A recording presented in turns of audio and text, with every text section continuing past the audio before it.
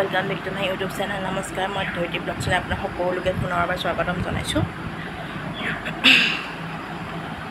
ब्लगটো আজি কেনেকুৱা ব্লগ সেইটো মই নাজানিম। আজি ব্লগটো ব্লগ কৰিমে নাই সেইটোও নাজানো, ক'ব এতিয়া নোৱাৰোঁ। ফাৰ্ষ্টতে মই কেইটামান কথা কৈ লওঁ। আৰু আমি সকলোৱে স্বাধীনতা দিৱস উদযাপন কৰিলোঁ, সকলোৱে পালন কৰিলোঁ।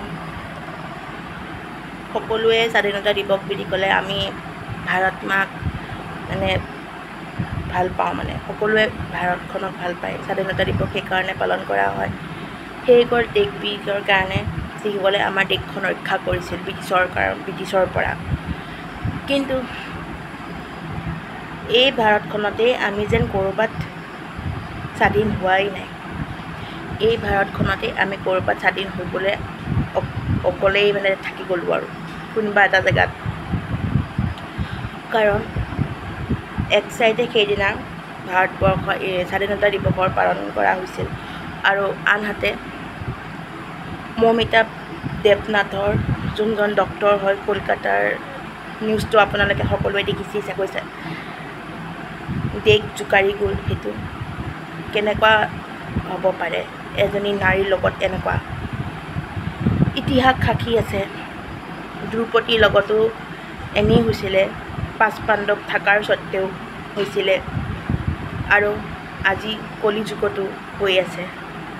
সত্য যুগতো হৈছিলে, কলি যুগতো হৈছিলে। কিন্তু এটাই ইতিহাসত সাক্ষী কৰি গ'ল যে নাৰী কেতিয়াও সুৰক্ষিত নহয়। এইখন পৃথিৱীত নাৰী কেতিয়াও সুৰক্ষিত নহয়। আজি আপোনালোকে এই ভিডিঅ'টো চাই কিনে নিজৰ বা ভণ্টি বা নিজৰ ৱাইফক বা নিজৰ মাক সুৰক্ষিত কৰিব, কিন্তু আনহাতে আপোনালোকে বেলেগৰ বাই ভনী বা বেলেগৰ মাকক বা বেলেগৰ ৱাইফক বেয়া চকুৰে চকু দিব। সেইটো ক'ৰ পৰা আহিলে? কাৰণ আপোনালোকে যোনটো চকুৰে আপোনাৰ নিজৰ ভগ্নী, বাইদেউ বা মা বা নিজৰ পত্নীক ভাল চকুৰে চায়, সেই চকুৰে জানো আনৰ বাই ভনী বা পত্নী বা মাকক চাব নোৱাৰেনে?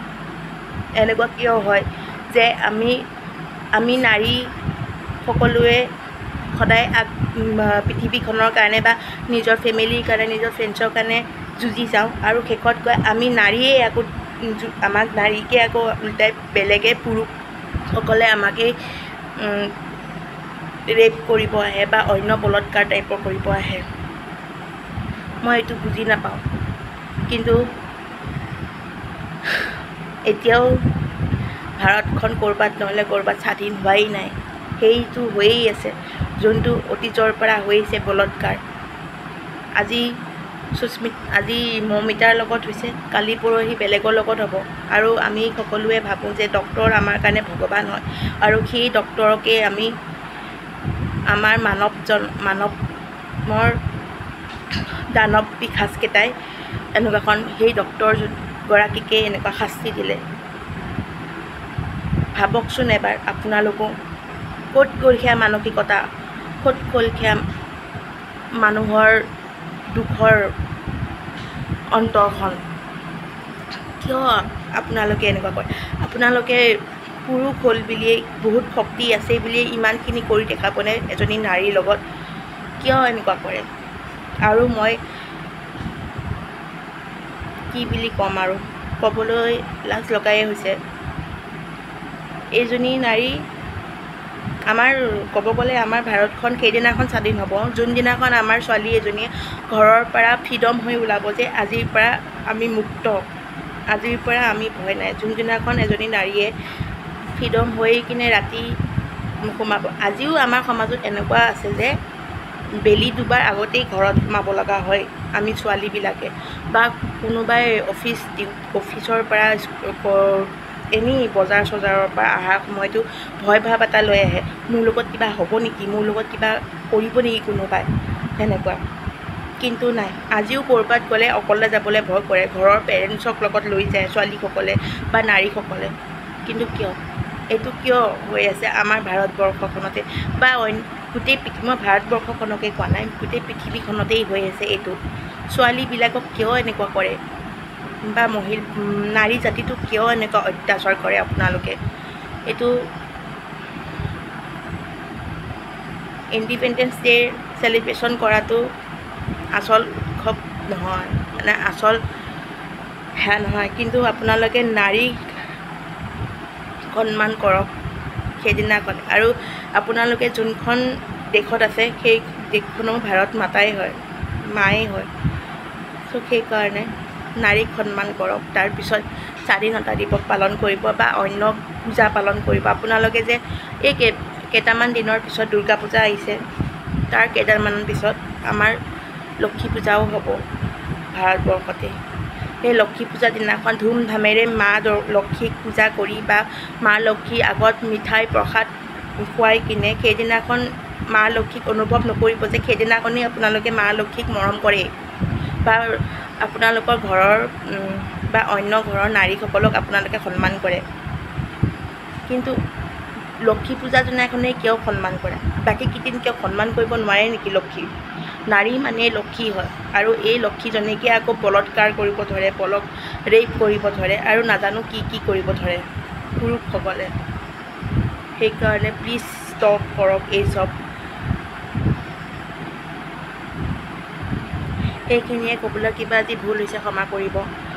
মই বেছি টপিক লৈও মানে ক'ব নোৱাৰোঁ, কাৰণ মোৰ অন্তৰত ইমানেই দুখ লাগিছে, কাৰণ মোৰ নিজৰো ভয় লাগিছে। এতিয়া মই ৰাতি টিউশ্যন কৰি আহোঁ, কেতিয়াবা টিউশ্যনৰ পৰা আহোঁ, এতিয়া মোৰো ভয় লাগিব যে মোৰ লগত কেতিয়াবা কিবা হ'ব নেকি, মোৰ লগত কিবা হ'ব নে। মৌমিতা দেৱনাথৰ যি নিজৰ হস্পিটেলতেই এনেকুৱা কৰা হৈছে, তেনে ভাবক আমাৰ ৰাস্তাত কৰাটো কি ডাঙৰ কথা। সেইকাৰণে প্লিজ ষ্টপ কৰক এইবিলাক। আপোনালোকৰ ঘৰৰ নাৰীসকল যেনেকুৱা, বেলেগৰ ঘৰৰ নাৰীসকলো একেই। ভগৱানে সকলোকে একেই সৃষ্টি কৰিছে। চ' সেইখিনিয়ে মানে আজি ব্লগটো কৰিবলৈ ওলাইছোঁ। বহুত টপিকেল আছিল আজি ব্লগটো, মানে বহুত সাহস কৰিছোঁ। এজনী নাৰী হয় মৌমিতা দেৱনাথৰ কাৰণে মই শ্ৰদ্ধাঞ্জলি জনাবলৈ বিচাৰোঁ।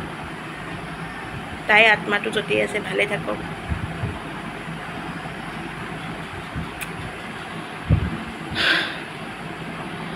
আপোনালোকে, মই আকৌ এবাৰ আপোনালোকক ৰিকুৱেষ্ট কৰিছোঁ, আপোনালোকক কৈছোঁ যে নাৰীক সন্মান কৰিব শিকক। এজনী নাৰীহে হ'লেহে এখন ঘৰ হয়, এজনী নাৰী থাকিলেহে পৃথিৱীখন সৃষ্টি হ'ব আকৌ এবাৰ। সেইকাৰণে নাৰীক বলৎকাৰ নকৰিব, আৰু নাৰীক বেয়া দৃষ্টিভংগীৰেও নাচাব। শেষত এটাই ক'ম, আৰু ডক্টৰ মৌমিতা দেৱনাথৰ লগত যি হৈ গ'ল, সেই দোষীক অতি সোনকালে চৰকাৰে শাস্তি দিয়ে যেন, অত্যন্ত দণ্ড শাস্তি দিয়ে যেন, তেখেতলোকে সেই দুখ, সেই বেদনা চববিলাক যোনবিলাক মৌমিতাই পাইছিলে, সেইবিলাক যেন তেখেতলোকেও পায়, তেখেতলোকৰ পৰিয়ালেও পায়। কাৰণ সেই পিশাচকেইজনৰ কাৰণে আজি মৌমিতাৰ ঘৰত হাহাকাৰ হৈ গ'ল, মাক বাপেকৰ অন্তৰখন শূন্য কৰি গুচি গ'ল। কিন্তু মৌমিতাক যোনে এনেকুৱাখন কৰিলে, সেই পাণ্ডৱকেইজনকো অতি সোনকালে শাস্তি পায় যেন।